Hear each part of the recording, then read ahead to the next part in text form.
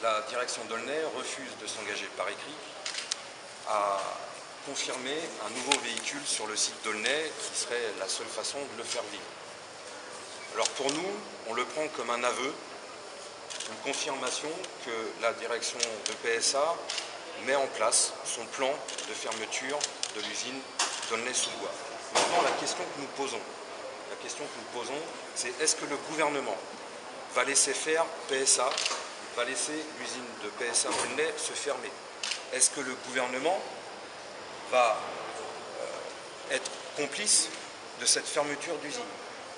Vous savez pertinemment comme moi que PSA s'était engagé, la main sur le cœur, au moment où il obtenait le prêt de 3 milliards, à ne pas fermer de site en France.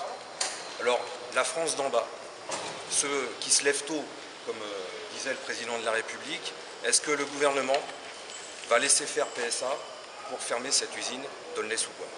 Voilà, pour eux, c'est clair.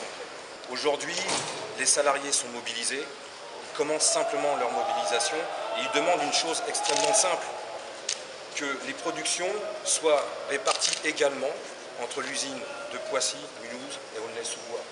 Ce qu'on demande, c'est que tout le monde travaille et pas que les uns soient mis à la porte pendant que les autres vont devoir travailler samedi, dimanche et la nuit compris. Pour eux, c'est le contraire. Est-ce que vous envisagez des autres Madrid Alors le sujet essentiel a été le site de PSA Aulnay. Sur le site de Seven Nord, je peux vous dire que les inquiétudes ne sont absolument pas levées. Il y a toujours cette menace de fermeture.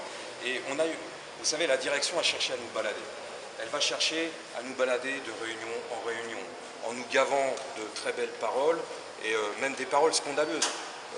J'ai entendu dire Denis Martin, le directeur industriel, dire que le travail en France ne rapportait pas assez d'argent à PSA. Ça, c'est un scandale.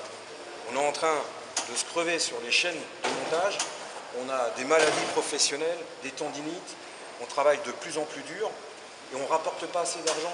Et c'est un vrai scandale d'affirmer ça, un vrai scandale. Oui, ils ont un culot énorme, Pour nous, il est inacceptable que sur un département du 93 qui est ravagé par le chômage, la direction de Peugeot continue à dérouler son plan de fermeture de site.